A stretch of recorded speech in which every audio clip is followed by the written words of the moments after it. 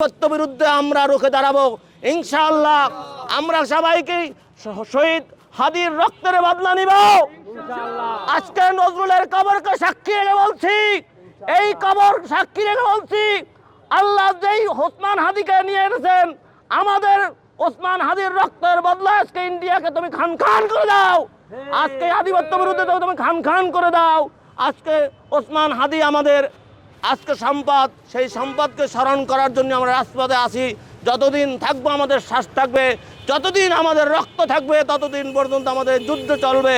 এই যুদ্ধের ময়দানে যারাই সামিল হবে তারা শাহাদাতের জবাব পাবে। আল্লাহ রাব্বুল আলামিন বলেছেন যে শহীদদের আল্লাহ তাআলা রিজিক খাওয়ান, সেই বিশ্বাস আমাদের আছে, সবার আছে না? সেই আছে, সেই আশা রেখেই আমাদের কবরস্থ এই জায়গায় করতে হবে। এজন্য স্বরাষ্ট্র উপদেষ্টা, আইন উপদেষ্টা, আপনারা এখনো ষড়যন্ত্রে লিপ্ত।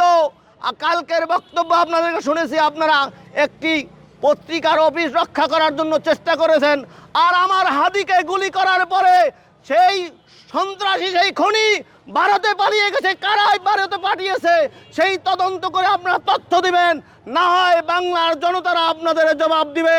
হাদির ভাইয়েরা রয়েছে, হাদির উত্তরসূরিরা আসি এবং থাকবো। আমরা এই মাঠ ছাড়বো না যতদিন পর্যন্ত এই যুদ্ধ, এই ভারতের আধিপত্যরা বন্ধ না হবে। এবং ডেইলি স্টার, পর্তমালো, যেই পত্রিকার, আমরা কালের কণ্ঠের এক পত্রিকার সাংবাদিকের কথা জানতে পারছি। আপনারা ঠিক হয়ে যান, যদি ঠিক না হয় ডেইলি স্টার, পর্তমালো যেই বিপদে পড়েছে, আপনারা সেই বিপদে পড়বেন। বিভিন্ন পত্রিকার আপনারা অপসংস্কৃতির বিপক্ষে আমাদের যুদ্ধ জাহাজ চলছে।